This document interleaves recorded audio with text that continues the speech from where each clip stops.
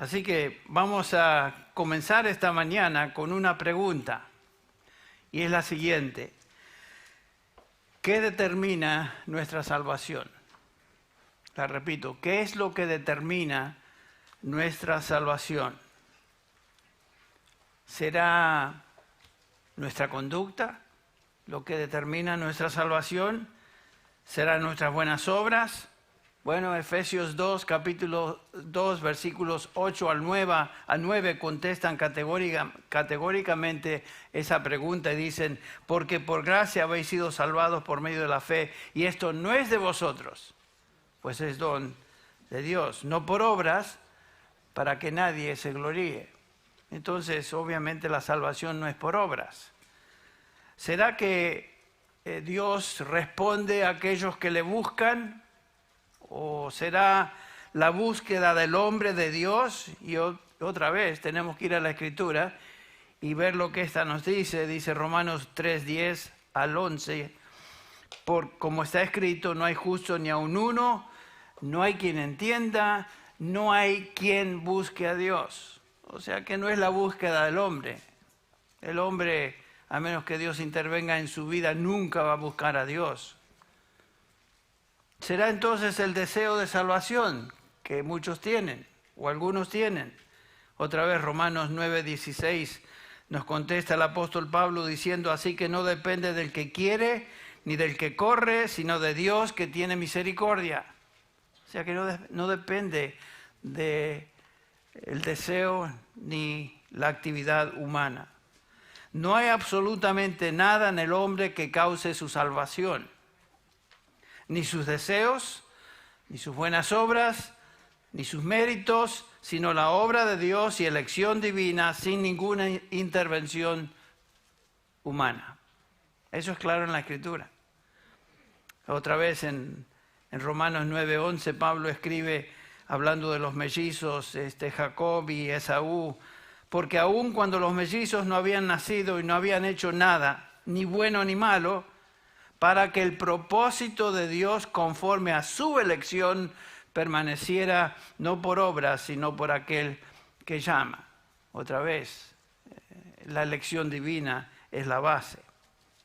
Así como Dios escogió a Jacob y no a Esaú, de la misma manera Dios escoge a sus redimidos sin que sus obras o conducta o deseos personales tengan algo que ver con esa soberana elección de Dios. Es Dios quien escoge a vasos de misericordia que Él preparó de antemano para gloria. Es lo que nos enseña Pablo también en Romanos 9, versículos del 23 al 24. Pero en esa monumental afirmación de Pablo en Romanos 8, comenzando con el versículo 28 hasta el 30, dice Pablo: sabemos que a los que aman a Dios, todas las cosas les ayudan a bien, esto es, a los que conforme a su propósito son llamados. Porque a los que antes conoció o de antemano conoció, también los predestinó para que fuesen hechos conforme a la imagen de su Hijo, para que Él sea el primogénito entre muchos hermanos. Y a los que predestinó, estos también llamó, el llamado eficaz de Dios a salvación. Y a los que llamó, estos también justificó, declaró justos en Cristo. Y a los que justificó, a estos también glorificó. La verdad fundamental que asegura nuestra salvación y futuro eterno es el decreto de Dios en una eternidad pasada. En otras palabras, nuestra seguridad depende de la elección de Dios para salvación. La doctrina de la elección es el tema que estaremos tratando el día de hoy. Es una doctrina que en muchas personas le parece controversial, causa consternación en mucha gente. Hay algunos que se disgustan cuando hablamos de la elección, les da acidez de estómago o algo así, porque tienen un concepto falso de lo que la Biblia enseña acerca de esta doctrina bíblica. La razón de este malestar o reacción de incomodidad es porque los que niegan o piensan que la doctrina cuestiona la bondad de Dios o pone en tela de juicio la justicia y la gracia de Dios. Eso es la razón por la cual se piensa que es controversial. Pero como vamos a ver hoy, mi querido hermano y hermana, si tú crees la palabra de Dios, tú debes creer en la doctrina de la elección, puesto que se encuentra revelada a través de las páginas de la Escritura, tanto en el Antiguo como en el Nuevo Testamento. No es una doctrina que inventó el apóstol Pablo. Eso viene de mucho antes. Y por supuesto, mi propósito no es argumentar a favor de una posición teológica, sino examinar y explicar lo que Dios dice en su palabra acerca de esta verdad bíblica. Es todo lo que vamos a hacer. Si Dios lo dice, prestamos atención y nos sometemos a lo que Él dice. La noción general de aquellos que se oponen a la doctrina de la elección es que esta doctrina, piensan ellos, es injusta. Estas personas dicen que si Dios escoge a algunos para salvación y pasa por alto a otros, hace a Dios injusto. Y algunos de ustedes tal vez que por primera vez o no hace mucho comienzan a escuchar acerca de esta doctrina, tal vez vienen con esa inquietud. ¿Cómo es posible que eso sea real? ¿Será que Dios es injusto? Y es justamente lo que Pablo va a responder y lo veremos en unos momentos. ¿Cómo comenzamos a responder a ese argumento de aquellos que dicen que Dios es injusto si escoge a algunos y pasa por alto a otros? Bueno, en primer lugar, creo que debemos decir que existen cosas en la Escritura que no entendemos, ¿no es cierto? Pero el hecho es de que no entendamos, si no entendemos algo, eso no quiere decir que tal concepto no se enseñe en la palabra de Dios. No podemos medir a Dios por medio de lo que nosotros entendemos o por medio de nuestra noción humana de lo que es justo en este caso. Nuestra mente, junto con todo lo que somos, ha sido afectada por la caída desde Génesis capítulo 3. Nuestra naturaleza caída que recibimos por medio de Adán. El problema reside en lo que el salmista nos dice en el Salmo 50, cuando declara, Salmo 50, 21, este es Dios el que dice, Dios es el que habla, dice, pensaste que yo era como tú. Ese es el problema. Es el problema universal del hombre. Quiere reducir a Dios a un nivel humano de entendimiento. El hombre quiere que Dios encaje dentro de la mente humana de lo que el hombre puede concebir. En otras palabras, pensamos que Dios es como nosotros. Y eso no es cierto. Dios declara en Isaías 55, ustedes conocen bien el pasaje, Isaías 55, 8, porque mis pensamientos, dice el Señor, no son vuestros pensamientos, ni mis caminos son vuestros caminos, declara el Señor. El punto es que hay cosas de Dios que son incomprensibles, no podemos entender con nuestras mentes finitas la mente infinita de Dios. Hay cosas de Dios que son inescrutables. No las podemos examinar ni encontrar razón del por qué están ahí. Ustedes recuerdan cómo Pablo dice justamente eso en Romanos 11, 33, oh profundidad de las riquezas y la sabiduría del conocimiento de Dios. Y noten eso, cuán insondables son tus juicios e inescrutables tus caminos. No podemos entender todo acerca de Dios. Hay cosas que Él dice, hay cosas que Él hace, que nosotros no podemos realmente entender. Es esencial que entendamos, sin embargo, quién es Dios. Dios es santo, infinitamente justo. Él no posee ninguna contaminación, Él es absolutamente perfecto y cualquier cosa que Él haga o diga es justa. ¿Por qué?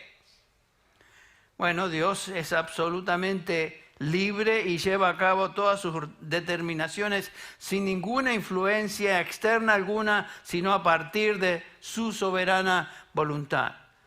Todo lo que Él determina es por definición, entonces, justo. Un pastor puritano cuyo nombre es William Perkins,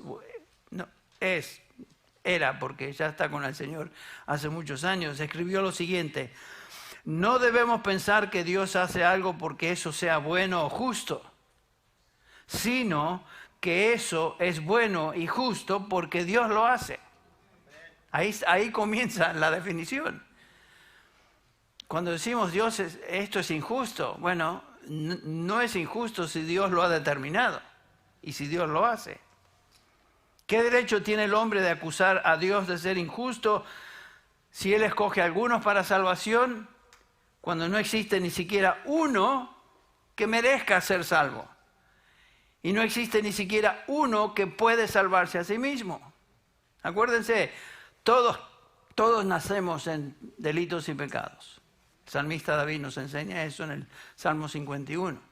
Nacemos pecadores, vivimos como pecadores y vamos en camino a una separación eterna de Dios por nuestro pecado. La salvación en la Biblia no es cuestión de justicia. ¿Qué quiero decir con eso? Lo veremos. El hombre piensa que si Dios escoge a algunos, eso no es justo. Pero tú, querido hermano y hermana, tú realmente no quieres la justicia de Dios porque esta demanda la condenación eterna de todo pecador. La justicia es esta: el alma que pecare, esa morirá. ¿Has pecado tú? Sí. ¿He pecado yo? ¿Ha pecado todo ser humano? ¿Ha pecado aún todo cristiano que se encuentra acá y nos está escuchando? Sí. Sí. Por lo tanto, lo único que merece tal persona es muerte eterna. La salvación no está basada en justicia. La elección de Dios para salvación está basada en pura gracia y misericordia divina. Veamos para empezar un pasaje, vayan ahí conmigo un segundo, unos minutos. 1 Corintios capítulo 1, vamos a considerar este pasaje. 1 Corintios capítulo 1, comenzando con el versículo 26. 1 Corintios 1, versículo 26.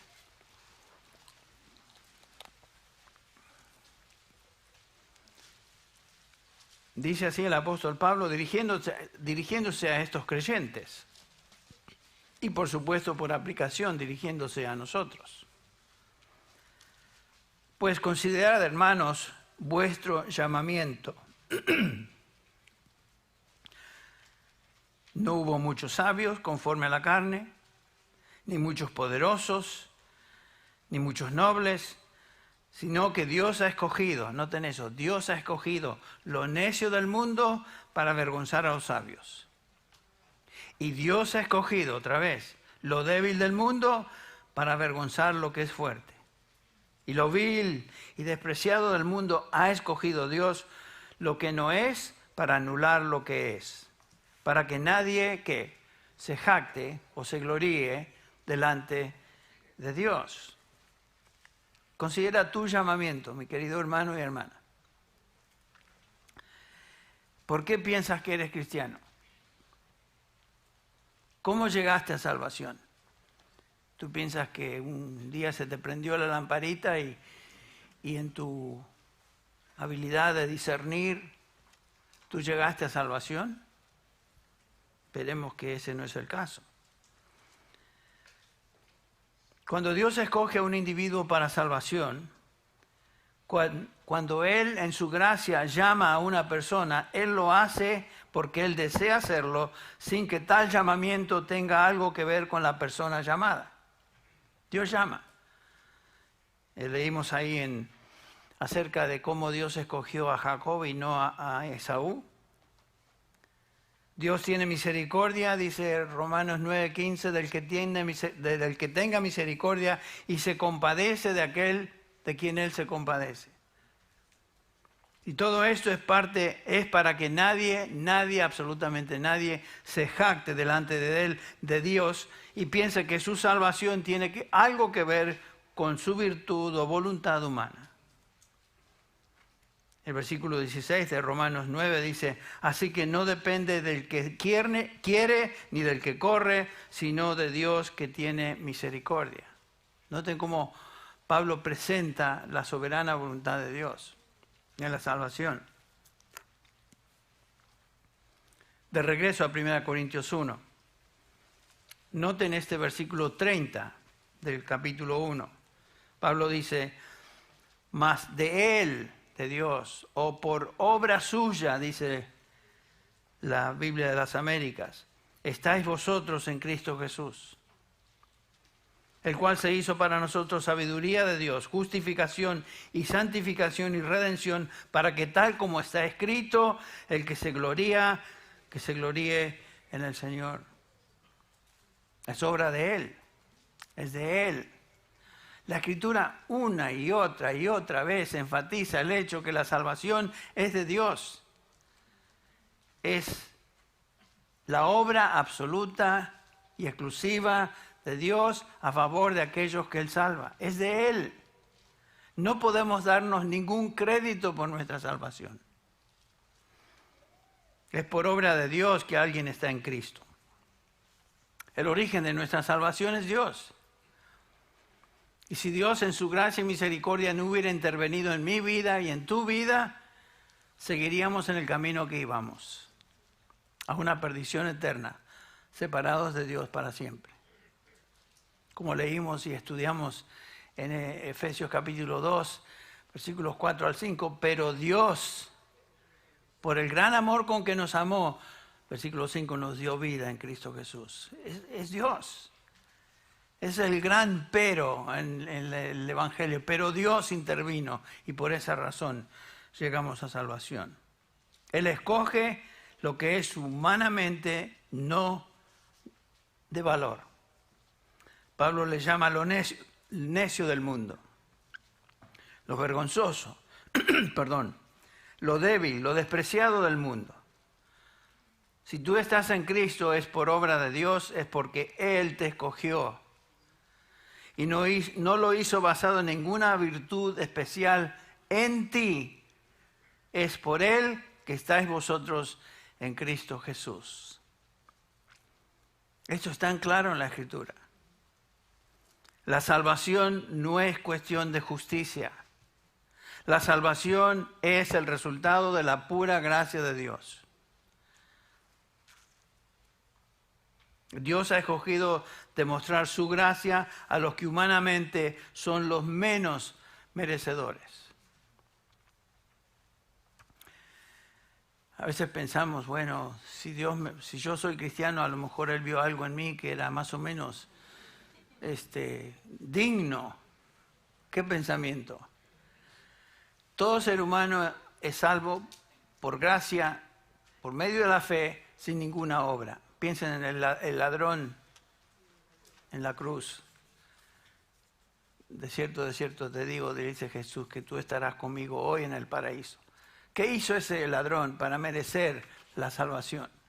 ¿Qué obras tenía? Absolutamente nada. ¿Qué obras teníamos nosotros para ofrecer a Dios de tal manera que nos haga dignos delante de Él? Imposible. Imposible. Algunos piensan que la doctrina de la elección de Dios es algo que es superficial y aparece por primera vez en el Nuevo Testamento con el apóstol Pablo, los que no conocen bien la Escritura. Pero vemos que la elección es algo que comenzó en el Antiguo Testamento. Dios escogió a Abraham, y lo trajo de la tierra de Ur de los Caldeos, e hizo de él una gran nación, Israel. Por eso es que Israel es llamado el pueblo escogido de Dios. Comenzó con Dios escogiendo a este hombre, que obviamente tenía grandes virtudes, ¿no es cierto? Era un pagano, adoraba a dioses paganos y vivía como pagano. O sea, no lo escogió por su tradición, por su práctica religiosa, ni su vida. Lo escogió porque lo quiso escoger. Israel, porque Dios escogió a Abraham y a Israel por medio de él. Israel es el pueblo escogido de Dios. Noten el Salmo 105, 43. El salmista llama a Israel sus escogidos.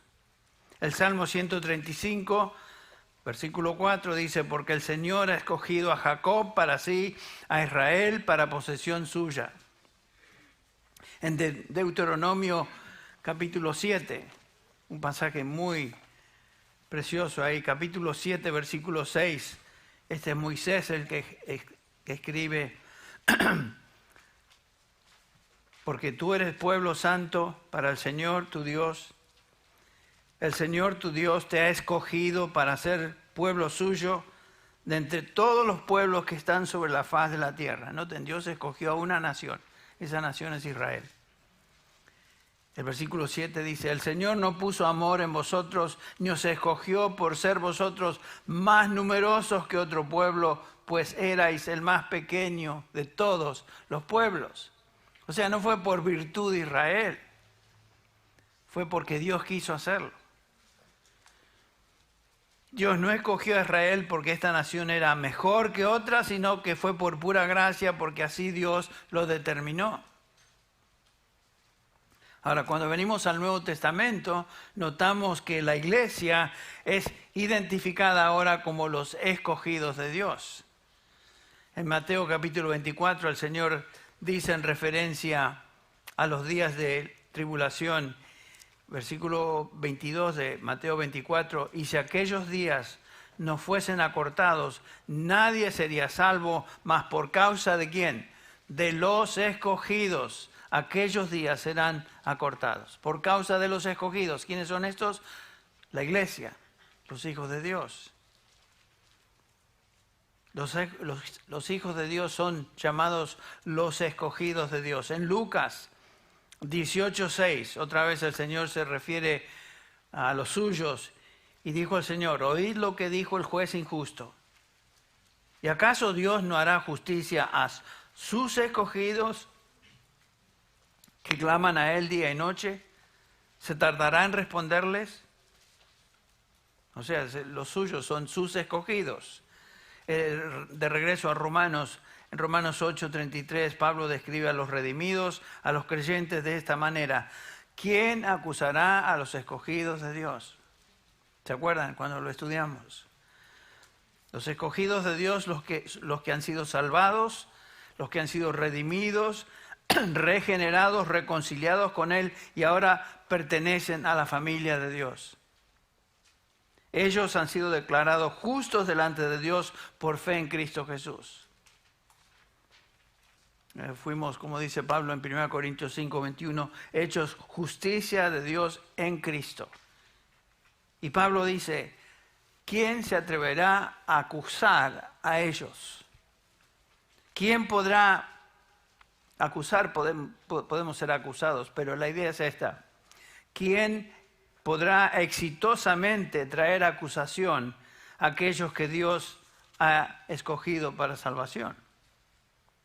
El diablo trata, algunos tratan, tal vez seres humanos tratan, los demonios tratan, pero no importa quién trate, quién acusará a los escogidos de Dios, no importa quién ni cómo, Dios es por nosotros, es la idea del pasaje. Dios los escogió, pertenecen a Dios porque fueron escogidos. En Colosenses 3:12 Pablo dice, vestíos pues como escogidos de Dios. Siempre debemos recordar esa realidad, que somos escogidos de Dios y somos creyentes. Nosotros no escogimos a Dios, sino que Él nos escogió a nosotros. Claramente el Señor Jesús dijo lo siguiente, vosotros no me elegisteis a mí, sino que yo os elegí a vosotros.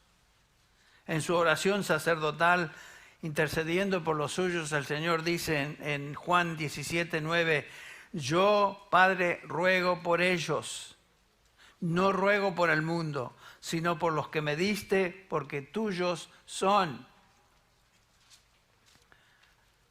Dios Padre dio un número de seres humanos, mujeres, hombres, que dio a su Hijo para que Él diera vida eterna. Son de Él, son del Padre y por supuesto son del Hijo. El Señor nos está diciendo que los escogidos son pertenencia del Padre y ellos fueron dados al Hijo para que Él les dé vida eterna. Capítulo 17 de Juan, versículo 2. Capítulo 17 de Juan, versículo 2. Dice ahí el pasaje: por cuanto le diste autoridad, dice Jesús, está orando al Padre, por cuanto le diste autoridad sobre todo ser humano, para que dé vida eterna a todo el mundo. No, dice, a todos los que tú le has dado. Y esta es la vida eterna, que te conozcan a ti, oh Padre, y a Jesucristo, a quien has enviado. Los hijos de Dios son pertenencia de Él y han sido entregados al Hijo para que Él les dé vida eterna. Vayan a Hechos, o por lo menos consideren este pasaje, Hechos 13, capítulo 13, versículo 48. Es un pasaje rotundo en cuanto a la elección de Dios. Dice ahí: los gentiles, oyendo esto, se regocijaban y glorificaban la palabra del Señor. Y noten esto: y creyeron todos los que estaban ordenados para vida eterna. No podría ser más claro. Todos los que estaban ordenados para vida eterna. Pablo y Bernabé predican el Evangelio. ¿Quiénes son los que creen? Los que estaban ordenados para vida eterna. Ni uno más, ni uno menos. Wow. Solo ellos creyeron. Vamos una vez más a Romanos 9. Otro pasaje que claramente enseña la elección de Dios.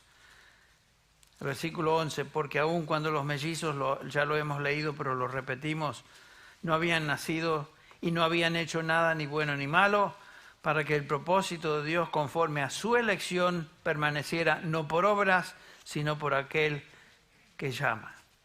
Esto es absolutamente claro. Dios escogió a Jacob antes de que los mellizos nacieran. Tal como está escrito el versículo 13, a Jacob amé y a Esaú aborrecí. Wow, ahí es cuando comenzamos a sentir un poquito de ardor estomacal, ¿no es cierto? El versículo 14 presenta la reacción obvia del que se opone a la doctrina de la elección. Y noten que ya los que se oponían se encontraban ahí en la época de Pablo. Y dice el versículo 14, ¿qué diremos a esto? Porque Pablo se anticipa que algunos van a saltar. ¡No! ¡Es imposible! ¡Injusto! ¿Qué pues diremos a esto? ¿Que hay injusticia con Dios? ¿Que hay injusticia con Dios? Esa va a ser nuestra conclusión. Y la respuesta de Pablo a ese argumento es: de ningún modo. Megenoito en griego. La negación más absoluta en el idioma griego. No, jamás perezca esa idea. Eso es lo que está diciendo. Y noten otra vez que esto no es nada nuevo. En Éxodo 33 Dios dice a Moisés, continuando Pablo, el versículo que sigue: tendré misericordia del que yo tenga misericordia y tendré compasión del que yo tenga compasión. Dios dice eso. Entonces, por lo tanto, Pablo continúa explicando: así que no depende del que quiere ni del que corre, sino de Dios que tiene misericordia. En otras palabras, no depende de la voluntad humana. Porque la Escritura dice a Faraón, continúa el versículo 17, para esto mismo te he levantado, para demostrar mi poder en ti, para que mi nombre sea proclamado por toda la tierra. Así que del que quiere tiene misericordia, y al que quiere endurecer, endurece. Wow. Seguimos con ese ardor. Ok. La conclusión es ineludible. Dios escoge y decide tener misericordia de algunos y no de otros. Eso es injusto, es la reacción. Pero estamos hablando del Dios del universo, aquel que es soberano sobre todo. Dios, como soberano, hace lo que le place. Él hace lo que desea. Y Dios es justo y por lo tanto, por definición, todo aquello que Él haga es justo. En Romanos 11:5 Continuamos con nuestra examinación panorámica de esta literatura bíblica sobre la elección de Dios. En Romanos 11, versículos 4 al 5, Dios se dirige al profeta Elías. Ustedes recuerdan, esa es la referencia. Elías pensaba que era el único que había quedado y Dios le dice: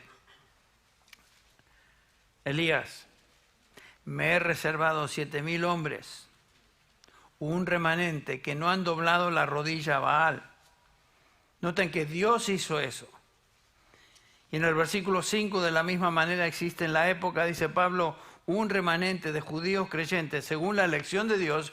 Leemos el versículo 5, de la misma manera también ha quedado en el tiempo presente un remanente conforme a la elección de la gracia de Dios. La elección de un remanente es por pura gracia de Dios. Esos 7,000 hombres, ¿por qué piensan que Dios los escogió como remanente? ¿Porque los 7,000 decidieron creer en Dios? ¿Porque los 7,000 levantaron la mano después de una invitación presentada ahí por Elías? No. La elección de un remanente es por pura gracia de Dios. Estos son los llamados de Dios a salvación, no según sus obras, sino el propósito de Dios, que es justamente lo que leemos en 2 de Timoteo 1:9, cuando Pablo dice que nos ha salvado, hablando de Dios, y nos ha llamado con un llamamiento santo, no según nuestras obras, sino según su propósito y según la gracia que nos fue dada en Cristo Jesús desde la eternidad. Desde la eternidad. Pedro dirigiéndose a los expatriados, aquellos que habían sido dispersos por todo el imperio. En 1 Pedro 1, versículo 1 dice: Pedro, apóstol de Jesucristo, a los expatriados de la dispersión en Ponto, Galacia, Capadocia, Asia y Bitinia. Noten, los creyentes dispersos por todo el imperio romano, les dice los escogidos. Todas las epístolas del Nuevo Testamento, comenzando con el libro de los Hechos de los Apóstoles, cada vez que observamos la palabra llamar o llamados, se usa en referencia al llamamiento de Dios a salvación, un llamamiento eficaz. Como hemos estudiado, hay un llamado de Dios general a creer el Evangelio, pero hay un llamado de Dios interno específicamente a salvación. Somos escogidos, predestinados y luego llamados a salvación. En Efesios 1, un pasaje que es tan conocido y también tan claro en cuanto a esto, el versículo 3, Pablo comienza diciendo: bendito sea el Dios y Padre de nuestro Señor Jesucristo, que nos ha bendecido con toda bendición espiritual en los lugares celestiales en Cristo. ¿Cómo es que somos bendecidos con toda bendición espiritual? Comienza estas bendiciones con el versículo 4, el que sigue. Según nos escogió en Él antes de la fundación del mundo para que fuésemos santos y sin mancha delante de Él. Dios nos escogió antes de la fundación del mundo para que fuéramos sin mancha y santos delante de Él. Hemos sido predestinados, dice Pablo, para ser conformes a la imagen de su Hijo. Y eso ya estaba establecido desde la eternidad. Siempre me recuerda esto la descripción de Spurgeon acerca de su salvación, cuando dijo: definitivamente Dios me tuvo que haber escogido antes de la fundación del mundo, o nunca me hubiera escogido después de conocerme ahora. Está bien. A veces pensamos, bueno, tal vez hay cierta virtud en mí, en mi habilidad. No, fuimos escogidos desde antes de la fundación del mundo para salvación. Y dice el versículo 5, o Efesios 1:5, nos predestinó para adopción como hijos para sí mediante Jesucristo, conforme al beneplácito de su voluntad. Fue su voluntad lo que inició esto, no fuimos nosotros. Para alabanza de la gloria de su gracia, que gratuitamente ha impartido sobre nosotros en el amado, en Cristo Jesús. Todo el lenguaje bíblico nos dice que los creyentes en Cristo Jesús, los hijos de Dios, los redimidos, llegan a esa bendita condición porque fueron soberanamente escogidos por Dios. No hay otra explicación. En 1 Tesalonicenses 4, Pablo está escribiendo, vayan ahí unos minutos, 1 Tesalonicenses 4, Pablo está escribiendo a esta iglesia y los describe de esta manera. Esos son los creyentes en Tesalónica, la iglesia en Tesalónica, los hermanos, los escogidos, los redimidos de Dios. Dice Pablo, comenzando con el versículo 2, siempre damos gracias a Dios por todos vosotros, haciendo mención de vosotros en nuestras oraciones. Otra vez lo que mencionamos, Pablo siempre oraba por los creyentes. Él no se cansaba de orar. Y hacía mención de vosotros, dice, haciendo mención de vosotros en nuestras oraciones, teniendo presente sin cesar delante de Dios y Padre vuestra obra de fe, vuestro trabajo de amor y la firmeza de vuestra esperanza en nuestro Señor Jesucristo, sabiendo, hermanos, amados de Dios, su elección de vosotros.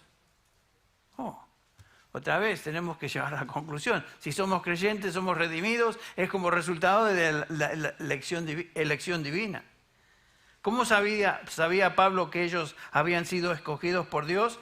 La evidencia se encontraba en el testimonio de sus vidas.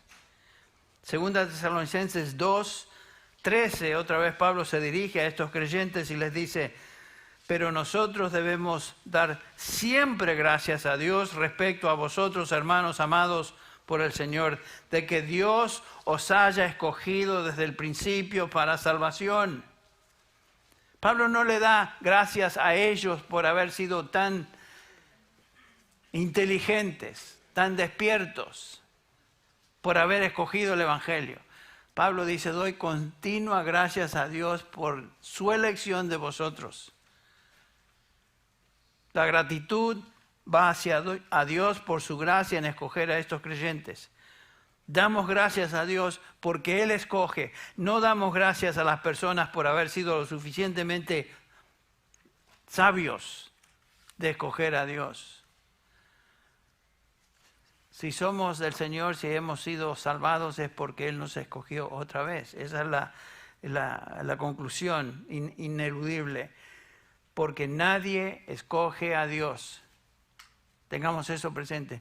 Nadie escoge a Dios a menos de que Él le haya abierto el entendimiento y le mueva por su espíritu a abrazar el Evangelio, que es lo que sucedió con Lidia. El Señor abrió su entendimiento, su corazón. Nadie escoge a Dios. Romanos 3 claramente nos dice eso. No hay justo ni aun uno, no hay quien entienda, no hay quien busque a Dios. Ese no hay quien busque a Dios es universal. No es que algunos buscan a Dios, no hay quien busque a Dios. En 1 Corintios 2:14 claramente nos dice el apóstol Pablo acerca de los que han sido redimidos, o el hombre natural, mejor dicho, el hombre natural no acepta las cosas del Espíritu de Dios, o sea, el hombre sin que Dios actúe en su interior, en su vida, porque para él son necedad y no las puede entender porque se disciernen espiritualmente. No hay quien entienda, no hay quien busque a Dios. El hombre natural no entiende las cosas del Espíritu, las cosas de la palabra de Dios, la verdad de Dios, no puede entenderlas. Yo recuerdo, estaba hablando con un pastor y él se lamentaba porque ¿cómo es posible que la gente no responda al Evangelio? Porque es lo más lógico. Cristo vino, pagó por nuestros pecados, todo lo que tengo que hacer es aceptarle y recibirle en mi corazón.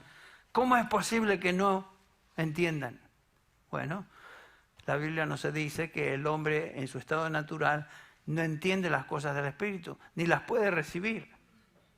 O sea, otra vez, a menos que Dios intervenga en una vida, nosotros no vamos a convencer a nadie del Evangelio. Somos meramente instrumentos de Dios en la predicación del Evangelio. Dios hace la obra por medio de su Espíritu en la vida de aquellos que Él llama a salvación. aquellos que Él ha escogido de antemano para salvación. Y eso nos da plena libertad. No depende de nosotros. Si la gente responde, magnífico. Pero si la gente no responde, bueno, eso es de Dios. Eso es de Dios. Ustedes recuerdan cuando Pablo predica ahí en Atenas el Evangelio a estos paganos, y hubo un grupo muy reducido que creyó el Evangelio y la mayoría no creyó. Pablo no estaba desanimado. Él predicó el Evangelio sabiendo que la salvación dependía de Dios y que Él iba a hacer su obra en la vida de aquellos que Él llamaba salvación. Pablo era un mero instrumento en las manos de Dios para predicar el Evangelio, y es todo lo que nosotros somos. Así que no nos frustremos con nuestros familiares y amigos que escuchan el Evangelio, tal vez por parte de cada uno de nosotros o ustedes, y no responden. La salvación es de Dios, no es nuestra, ni depende de nosotros en lo más mínimo. Entonces, el lenguaje bíblico en cuanto a la doctrina de la elección no es ambiguo, no es dudoso. Si tú crees en la Biblia, tú tienes que creer que Dios escoge a aquellos a su destino final en gloria. Dios es el que escoge. Dios escoge y eficazmente llama a los que van a ser salvos. Y sin embargo, con toda esta claridad bíblica, la gente todavía se resiste a aceptar la doctrina de la elección. Esa resistencia no es algo como notamos de hoy, es algo que ya existía en la época de Pablo. Romanos 9, otra vez 18, después de haber claramente establecido que Dios escogió a Jacob y rechazó a Esaú, y que Dios tiene misericordia de algunos y a otros endurece, Pablo lanza esta pregunta. ¿Me dirás entonces, por qué pues todavía reprocha a Dios? Porque ¿quién resiste su voluntad? Buena pregunta. Es una pregunta y conclusión hasta cierto punto lógica. Si ya está todo establecido por la elección divina antes de que una persona nazca, si Dios va a tener compasión de quien Él quiera, si no depende del hombre que quiere ni del hombre que corre, sino que todo es de Dios, ¿cómo es que Él va a culpar entonces a nadie? ¿Cómo es que yo me pueda resistir a la voluntad soberana de Dios? Es un argumento razonable. Este es justamente el momento y el lugar donde aquellos que niegan esta doctrina se atoran, tropiezan. Como dije, los opositores de la elección, de la doctrina de la elección, han argumentado y siempre argumentan que tal doctrina es injusta. ¿Y cómo puede Dios escoger a algunos para salvación y permitir que otros se pierdan? Si ese es el caso, ¿cómo puede Dios culpar a alguien si tal persona no ha sido escogida? Bueno, el lector de este pasaje, lo que Pablo entiende lo que Pablo está diciendo, o no se opondrían. Pablo no trata en este momento, hubiera sido el momento perfecto para explicar un momentito. No me entienden ustedes, permítanme aclarar. Y hablar de que lo que estoy tratando de decir es que Dios desde la eternidad sabía quién iba a creer en mí y por lo tanto lo escogió en base a ese conocimiento previo. No es lo que dice el pasaje, no es lo que argumenta Pablo para nada. No se detiene Pablo en este momento y hubiera sido el momento, tranquilos. Me están mal entendiendo. No, el versículo 20 nos da esta increíble respuesta. Noten cómo Pablo responde. Al contrario, aquellos que argumentan, ¿quién eres tú, oh hombre, que le contestas a Dios? ¿Dirá acaso el objeto modelado al que lo modela, ¿por qué me hiciste así? La respuesta de Pablo al argumento del que se opone es, cállate la boca. Cállate la boca. ¿Quién eres tú, hombre, limitado en tu habilidad de pensar y intelectualmente hablando, que tienes la osadía de cuestionar a Dios y su justicia, ni sabes lo que estás diciendo, por lo tanto, cállate. Es lo que dice el apóstol Pablo. Cierra tu boca antes de que digas más y continúes, exponiendo tu ignorancia y necedad. Esa fue la reacción de Job. ¿Se acuerdan? Cuando Job se quejaba de su condición y el sufrimiento por el cual había pasado, y pasó por sufrimiento que ninguno de nosotros hemos pasado. Y leemos en el capítulo 40 de Job que Dios le responde a Job y le dice en el versículo 2, ¿podrá el que censura contender con el Todopoderoso? El que se atreve a hablar en contra de Dios o disputar con Él o debatir con Él, ¿podrá hacerlo dado el hecho de que está discutiendo con el Todopoderoso del universo? El que reprende a Dios responda a esto. Y Dios se dirige con este desafío a Job. Entonces Job respondió al Señor y dijo, he aquí soy insignificante, ¿qué puedo yo responderte? ¿Saben qué, hermanos? Esa es la manera de vernos delante de Dios. Cuando oramos, cuando tenemos nuestro tiempo a solas con Dios, de lo cual estamos hablando los miércoles, pensemos exactamente quién es Dios comparando a nosotros que estamos aquí. ¿Quiénes somos nosotros? Insignificantes. ¿Qué puedo yo responderte? Dice Job. Mi mano pongo sobre la boca, una vez he hablado, no responderé aún 2 veces y no añadiré más. Bien dicho. Porque Job estaba discutiendo con el Altísimo y no sabía lo que decía. Estaba siendo necio. Pero esa es la postura sabia, callarse. Y es lo que dice Pablo en el versículo 20. Al contrario, ¿quién eres tú, hombre, de contestar a Dios? ¿Dirá acaso el objeto modelado al que lo modela, ¿por qué me hiciste así? Qué tontera, qué absurdo. Decir que Dios no es justo porque Él escoge a algunos y pasa por alto a otros es tan absurdo como si una vasija de barro se pusiera a discutir con el alfarero. Oye, ¿por qué me hiciste así? No me gusta esta manera de que me diste la forma esta. ¿Cómo es posible? Nos reímos porque es tan absurdo. Es justamente lo que Pablo está tratando de comunicar. Discutir con Dios porque no entendemos algo que Él hace o dice es tan absurdo como un hombre, una vasija, discutiendo con el alfarero. Eso es lo que está diciendo. Y Pablo continúa ahí en el versículo 21 de Romanos 9. ¿O no tiene el alfarero derecho sobre el barro de hacer de la misma masa un vaso para uso honroso y otro para uso deshonroso? Son preguntas retóricas. ¿Tiene o no tiene? Claro que tiene. El alfarero tiene el derecho de hacer con el barro lo que quiere y Dios tiene el mismo derecho de hacer con nosotros, con aquellos que Él salva, de la misma manera. Él hace lo que quiere. Tiene misericordia de quien tenga misericordia y tiene compasión de quien tenga compasión. ¿No tiene derecho Dios también de castigar a aquellos que se oponen a Él?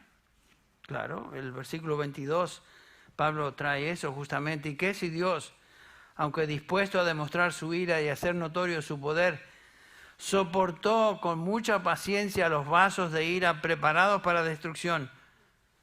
¿No tiene el derecho Dios de demostrar su ira? Él es justo. ¿No tiene el derecho Dios de hacer conocer su poder por medio de su ira? Por supuesto que Él tiene el derecho. Y noten cómo termina el versículo 22. El pasaje, entre paréntesis, no dice que Dios creó a vasos de ira para destrucción. Eso sería una doble predestinación, lo cual no está en la Escritura. El versículo dice que Dios soportó con mucha paciencia vasos de ira preparados, y la manera en que está escrito en griego es voz en pasivo de la construcción del verbo, preparados para destrucción. Estos vasos ya venían preparados para ira. La Biblia enseña que todos los hombres son pecadores y van en camino a destrucción. Son pecadores por naturaleza y porque escogieron pecar y por lo tanto son dignos de condenación eterna. De eso nos habla Romanos capítulo 5. Ustedes recuerdan, el capítulo 5 nos dice Pablo cómo comenzó el problema con los seres humanos. Capítulo 5, versículo 12. Dice Pablo, por tanto, como el pecado entró en el mundo por un hombre, ¿quién es ese hombre? Adán. Y la muerte por el pecado, así también la muerte se extendió a todos los hombres por cuanto todos pecaron. Y la paga del pecado es que para todos. Dios no tenía que haber escogido a nadie. Dios es siempre justo. Y si nos hubiera dejado y permitido ir en el camino en que íbamos, no habría injusticia con eso. Pero no lo hizo así, sino que en su gracia y misericordia escogió a algunos para salvación. ¿Lo hace eso a Dios injusto cuando nadie merecía nada? Dios rescata a algunos soberanamente, según su misericordia. Dios escoge a algunos que van en camino a la destrucción y los salva. Lo hizo, versículo 23, dice Pablo, para dar a conocer las riquezas de su gloria sobre vasos de misericordia que de antemano Él preparó. Estos venían los vasos de ira preparados para destrucción por su propio pecado. Nacieron en pecado, eran hijos de Adán y habían pecado y merecían la condena eterna. Y sin embargo dice acá que los vasos de misericordia Él preparó de antemano para gloria. El verbo preparar es un verbo en el caso activo. Dios preparó de antemano vasos de misericordia. Él soporta con paciencia vasos de ira preparados para destrucción. Dios tolera su rebelión, permite que estos reciban la justa paga de su pecado, pero en contraste, Dios prepara de antemano a vasijas de misericordia o vasos de misericordia que Él preparó para gloria. Dios es el alfarero celestial, quien toma de una misma masa de este material humano a ciertas personas, transformándolas en vasos de misericordia, quien Dios escogió antes de la fundación del mundo. Él había escogido para salvación y preparado para gloria. Dios hace eso y Dios es soberano. Esta es la doctrina. Esta doctrina de la elección, por supuesto, no es fácil de aceptar. Algunos de ustedes están luchando en sus mentes y emociones con esta enseñanza. La doctrina duele, por decirlo así. Y la única razón que la creemos es porque está en la Biblia. Nadie podría haber inventado esta doctrina. Está claramente enseñada en la Escritura. No se la inventó Pablo. Pablo recibió esa revelación por parte de Dios. Es difícil aceptar algo que no entendemos completamente, pero hay varias doctrinas en la Biblia que no entendemos completamente y sin embargo las aceptamos. Por ejemplo, ¿quién de nosotros puede entender la doctrina de la Trinidad? Que Dios es uno, en esencia, y tres personas. El hecho de que Dios es tres personas y una esencia, pero lo creemos. ¿Por qué? Porque está escrito en la Escritura. Es parte de la revelación de Dios. Yo no puedo entender, por ejemplo, cómo es que Jesucristo fue 100% hombre y 100% Dios. ¿Cómo vamos a unir esas dos cosas? O somos 100% algo y no el resto. Pero la Biblia nos dice que Cristo era 100% hombre y 100% Dios. No entendemos eso. Entonces, porque no lo entendemos, bueno, esa doctrina entonces no la voy a creer. No. Si yo les preguntara, estamos estudiando aquí el libro, la epístola de los Romanos. ¿Quién escribió Romanos? ¿Fue el Espíritu Santo? Sí. Pero, ¿no fue Pablo? Claro que sí. Claro. Entonces, ¿quién lo escribió el libro de Romanos? Pablo, pero al mismo tiempo el Espíritu Santo guió a Pablo a escribir lo que él escribió en esta epístola. O sea, ¿cómo es posible eso? El libro, la epístola y todos los libros del Nuevo Testamento son productos del Espíritu Santo y productos del autor que los escribió. ¿Cómo es posible? ¿O es el Espíritu Santo o es ambos? Ambos. Hay cosas que no entendemos con completa y total claridad en la Escritura. Existen paradojas que nosotros como seres humanos no podemos resolver, pero están en la Escritura y por lo tanto las aceptamos. Porque creemos que Jesús es Dios, no quiere decir que no creemos que Jesús fue hombre, no. Porque Él nació de una virgen y su madre fue humana, no quiere decir que no creemos que Él era el Hijo de Dios. Porque la Biblia nos enseña que como hijos de Dios debemos perseverar y ocuparnos en nuestra salvación con temor y temblor, no quiere decir que no creemos en la seguridad de nuestra salvación. Porque la Biblia fue escrita por autores humanos, no quiere decir que no creemos que fue inspirada en su totalidad por el Espíritu Santo. Cada una de estas verdades son paradojas que no podemos resolver. Pero la respuesta no se encuentra, como dicen algunos, la explicación se encuentra en algún lugar en el medio. No, esa no es la respuesta. Lo que Dios dice es verdad. Lo que Dios dice es verdad, esté donde esté, y lo aceptamos como verdad. No que le busco la vuelta, debe estar en el medio. No, no está en el medio, está en lo que Dios declara y ha revelado en ese pasaje. De la misma manera, la doctrina de la elección. Nadie puede ser salvo a menos que haya sido escogido por Dios, pero al mismo tiempo nadie es salvo a menos que se arrepienta y venga a Cristo poniendo su fe en Él. Son verdades bíblicas. Me gusta cómo Lloyd Jones lo expresa, lo explica de esta manera. Voy a leer 2 o 3 párrafos de Lloyd Jones en cuanto a esto. Dice, la elección es la única razón por la que se salvan. Pero la no elección no es la razón por la que se pierden. Ningún ser humano, ningún alma se salvaría si Dios no lo hubiera soberanamente escogido. Es solo la acción de Dios que salva a una persona, definitivamente. Entonces la pregunta es, ¿por qué es que un ser humano se pierde? ¿Es porque no ha sido escogido? ¿No es lo que enseña la Biblia? No, la Biblia nos dice que un hombre se pierde porque ha rechazado el Evangelio y antes de eso era de la raza de Adán, era uno con Adán, era hombre, estaba en Adán y todos los hombres que nacen en Adán nacen como pecadores.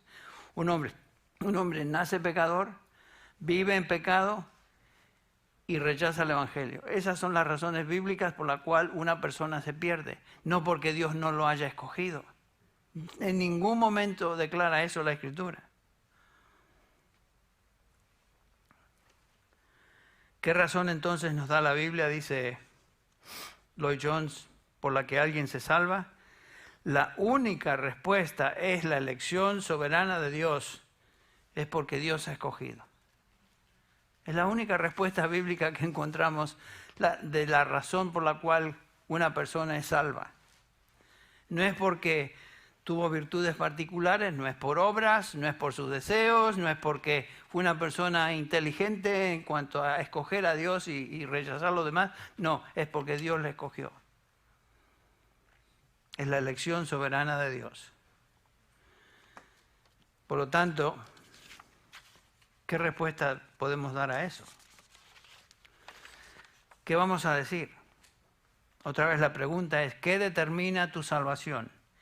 Y la única razón que encontramos en la Escritura por la que una persona es salva de su condición de muerte espiritual es la elección soberana de Dios. No hay otra explicación. No hay otra explicación. Entonces, ¿qué vamos a hacer? ¿Qué respuesta vamos a tener para esa realidad bíblica o verdad bíblica? Bueno, la aceptamos con gozo y damos gracias a Dios porque aunque no merecíamos su misericordia y gracia, Él nos salvó. ¿Qué más podemos hacer?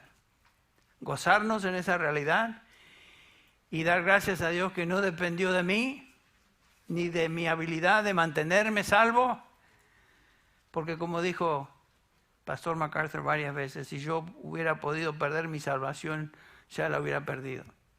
Porque ninguno de nosotros tenemos la habilidad, ni la capacidad, ni el poder de mantenernos salvos, así como ninguno de nosotros tuvo la capacidad de venir a Dios por sí mismo. Es la obra de Dios, de un principio al fin. Tal vez la reacción y la respuesta más bíblica es la doxología que Pablo expresa en el capítulo 11 de Romanos, cuando él dice en los versículos 33 y 36, lo leímos hace un rato, Pablo dice, oh profundidad de las riquezas y de la sabiduría, del conocimiento de Dios, cuán insondables son tus juicios e inescrutables sus caminos. Versículo 36, porque de Él, por Él y para Él son todas las cosas. A Él, ¿sea qué? La gloria para siempre jamás. Amén. Que no se nos ocurra y que no entretengamos en nuestra mente ideas de que Dios es injusto porque escoge a algunos y pasa por alto a otros. Son inescrutables sus caminos. No entendemos todas las cosas, pero damos gracias a Dios. Y por sobre todas las cosas, dar gracias a Dios que tu salvación no dependió de ti, ni tu perseverancia en la fe depende de ti. Por supuesto, el Espíritu Santo está trabajando en ti, pero la salvación es de Dios. La salvación es el resultado absoluto y exclusivo de la obra de Dios en nuestras vidas. Que el Señor bendiga su palabra. Yo sé que a veces estudiar esta doctrina es como tratar de alimentar a una audiencia con una manguera de bombero. Hay mucho que dar y hemos cubierto la superficie nada más. Pero que el Señor bendiga su palabra. Lo poquito que podamos extraer y discernir de ella, que sea de beneficio y edificación a nuestras almas. Vamos a orar para terminar. Padre Celestial, te damos gracias en esta mañana por lo que hemos considerado, que la salvación es tuya, que fuimos escogidos en Cristo Jesús antes de la fundación del mundo, que no tuvo nada que ver con nosotros, tuvo todo que ver con tu gracia, con tu misericordia. Tú pusiste tu amor sobre nosotros antes de que existiéramos. Así como pusiste tu amor sobre Israel. Y Señor, lo único que podemos hacer es darte gracias. Y Señor, debemos alabarte por esta realidad. Gracias, Señor. Gracias. Te bendecimos. Y pedimos, Señor, que ilumines a cada corazón, que des discernimiento, Señor, y lo que no entendemos, Señor, nos rendimos a ti y decimos, Señor, no entiendo todo. Y el hecho de que no entendemos es porque tú no querías que entendiéramos todo, si no fuéramos como Dios. Gracias, Padre. Nos postramos ante ti, ante tu soberanía y tu infinita sabiduría.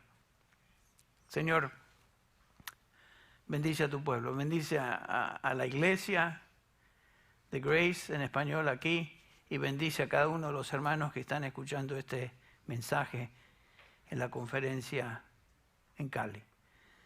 Señor, bendice tu palabra y utilízala para tu gloria y para la edificación de tu pueblo.